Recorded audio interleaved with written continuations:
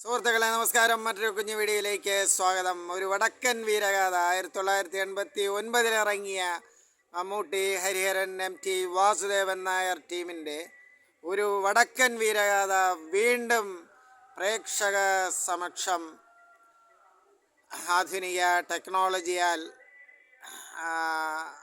മോടി പിടിപ്പിക്കപ്പെട്ട് പ്രദർശനത്തിനെത്തുന്നു എന്ന വാർത്ത നിങ്ങളും ഞാനും സോഷ്യൽ മീഡിയയിലൂടെയും മറ്റും അറിഞ്ഞു. സന്തോഷം തോന്നുന്നു. മുമ്പ് 89-ലോ 90-ലോ തിയേറ്ററിൽ ഈ സിനിമ ഞാൻ കണ്ടത് ഓർമ്മിക്കുന്നു. ശ്രീ MT വാസുദേവൻ നായരുടെ സിനിമകൾ മനോഹരമായി അഭ്രവാളിയിൽ എത്തിച്ചിട്ടുള്ളൊരു സംവിധായകനാണ് ശ്രീ ഹരിഹരൻ. K. രാമചന്ദ്രബാബു എന്ന പ്രഗത്ഭൻ്റെ ഛായാഗ്രഹണം, മനോഹരമായ ദൃശ്യവിന്യാസമാണ് ശ്രീ K. രാമചന്ദ്ര ബാബുവിൻ്റെ സംഭാവന. പ്രശസ്ത എഡിറ്റർ ശ്രീ MS മണി, ശ്രീ ഹരിഹരൻ്റെ ആസ്ഥാന എഡിറ്റർ ശ്രീ MS മണിയാണ് എഡിറ്റിങ്ങിന് വേണ്ടി കത്രിക ചലിപ്പിച്ചിട്ടുള്ളത്. മനോഹരമായ ആ ഒരു പേസാണ് ചിത്രത്തിനുള്ളത്.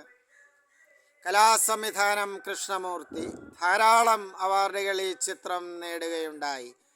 സംസ്ഥാന അവാർഡും ദേശീയ അവാർഡുമൊക്കെ നേടുകയുണ്ടായി. മനോഹരമായ ഒരു കലാസൃഷ്ടിയാണ്.